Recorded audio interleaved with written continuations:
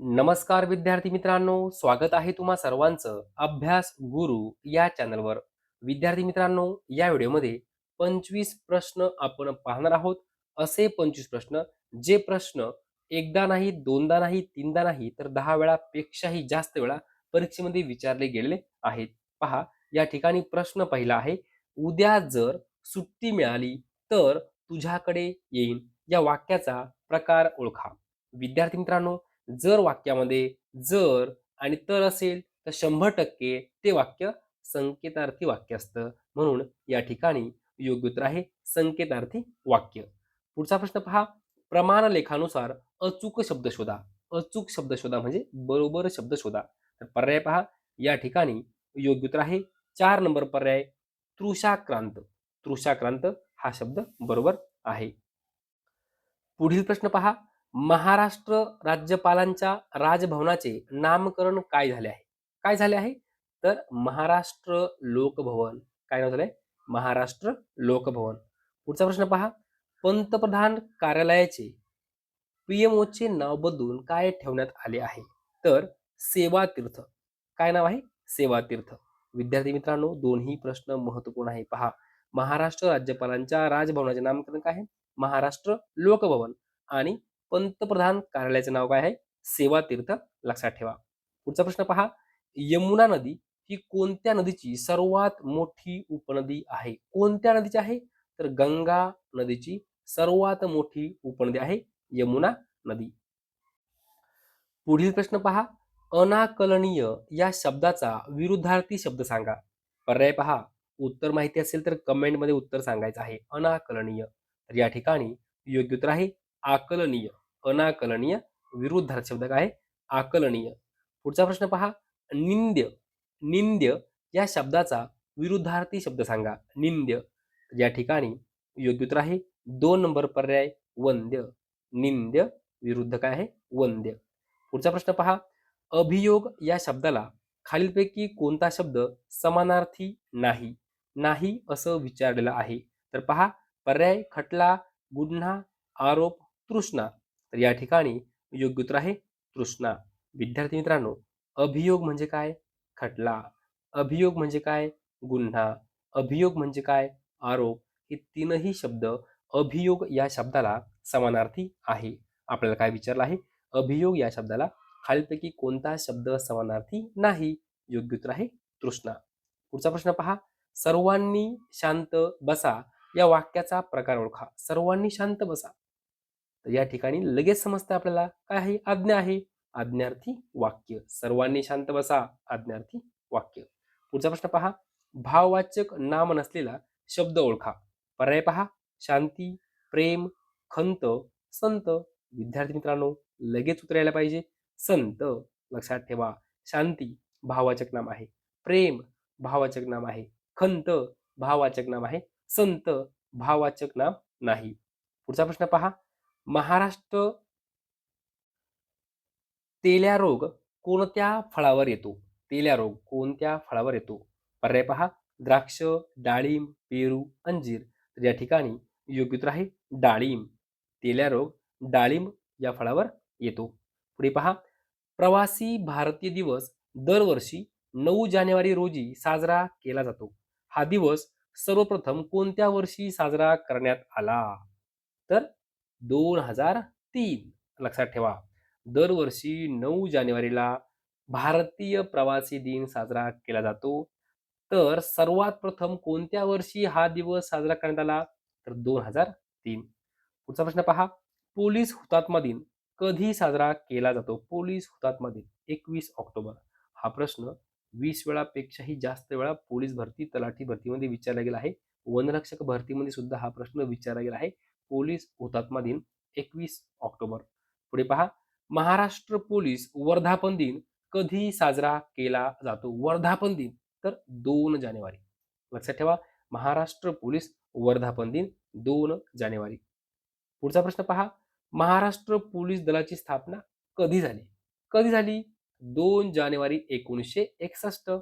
साल लक्षात ठेवा, 2 जानेवारी 1961. पुढचा प्रश्न, पुणे या जिल्ह्यात खालीलपैकी कोणते जलविद्युत प्रकल्प आहे?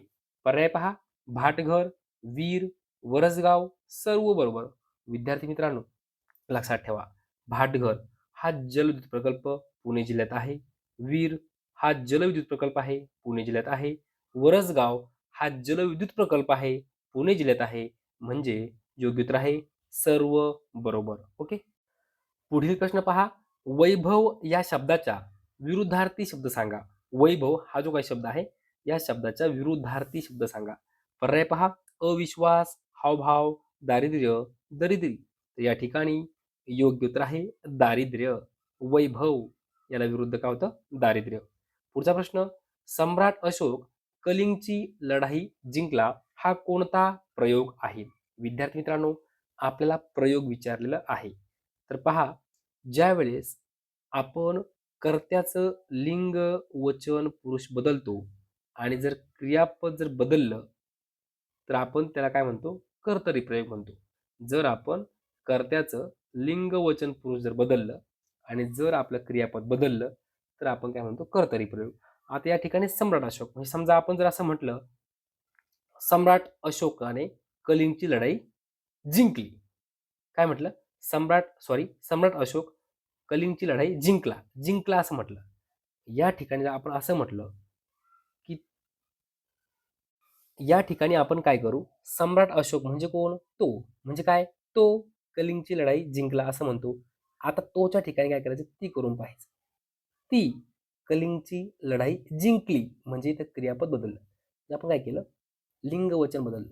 ती कलिंगची लढाई जिंकली किंवा ते कलिंगची लढाई जिंकले. म्हणजे ज्यावेळेस आपण त्या ठिकाणी तो, ती, ते असं वापरून पाहिलं आणि या ठिकाणी क्रियापद बदललं म्हणजे काय आहे? कर्तरी प्रयोग आहे 100%.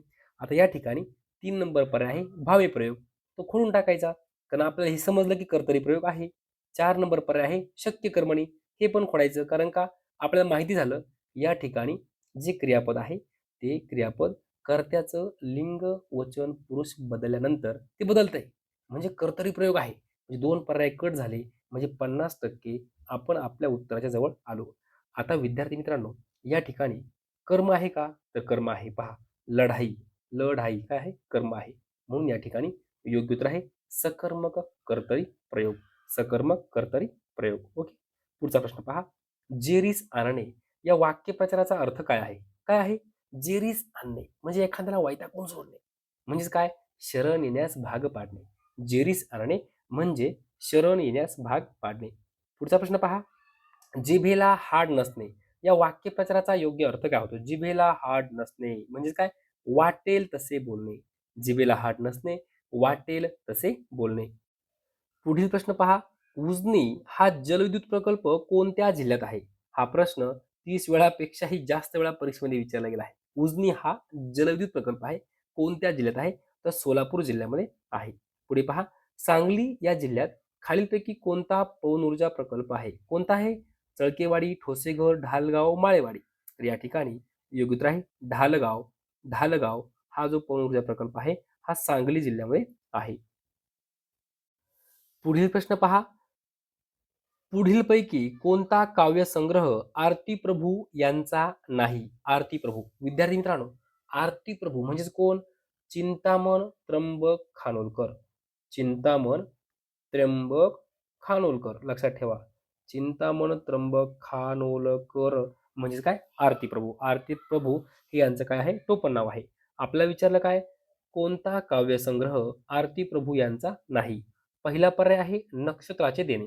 विद्यार्थी मित्रांनो, नक्षत्राचे देणे हा काव्यसंग्रह आरती प्रभू यांचा आहे. जोगवा हा काव्यसंग्रह आरती प्रभू यांचा आहे. दिवे लागन हा सुद्धा आरती प्रभू यांचा काव्यसंग्रह आहे. 4 नंबर पर्याय जो आहे तो आरती प्रभू यांचा काव्यसंग्रह नाही. योग्य उत्तर आहे वही. हे आपलं उत्तर आहे. लक्षात ठेवा. नक्षत्राचे देणे, जोगवा, दिवे लागन हे तीनही कोणाचं आहे? आरती प्रभू म्हणजेच चिंतामण त्र्यंबक खानोलकर. पुढचा प्रश्न पहा.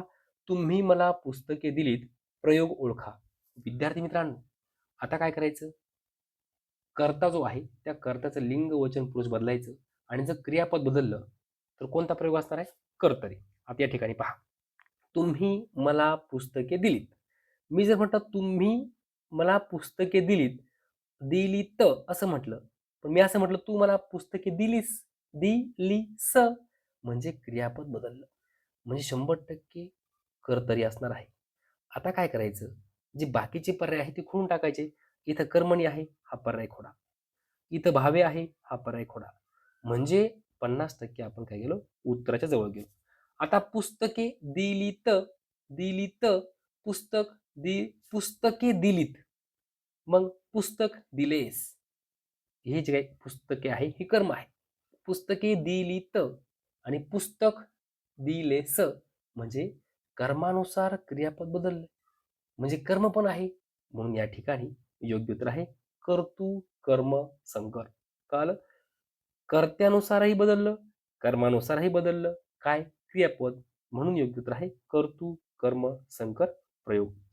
विद्यार्थी मित्रांनो, या व्हिडिओमध्ये जवळजवळ 25 प्रश्न आपण पाहिलेले आहेत. सर्व प्रश्न हे वारंवार परीक्षेमध्ये विचारले गेलेले आहेत. जर तुम्हाला हा व्हिडिओ आवडला असेल तर नक्की लाईक करा, शेअर करा, सबस्क्राईब करा. धन्यवाद.